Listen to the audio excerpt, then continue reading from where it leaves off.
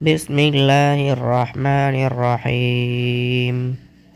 حرمت عليكم أمهاتكم وبناتكم وأخواتكم وعماتكم وخالاتكم وبنات الأخ وبنات الأخت وأمهاتكم اللاتي أرضعنكم وأخواتكم من الرضاعة وأمهات نسائكم وربائبكم اللاتي في حجوركم من نسائكم اللاتي دخلتم بهن، فإن لم تكونوا دخلتم بهن فلا جناح عليكم، وحلائل أبنائكم الذين من أصلابكم، وأن تجمعوا بين الأختين إلا ما قد سلف، إن الله كان غفورا رحيما.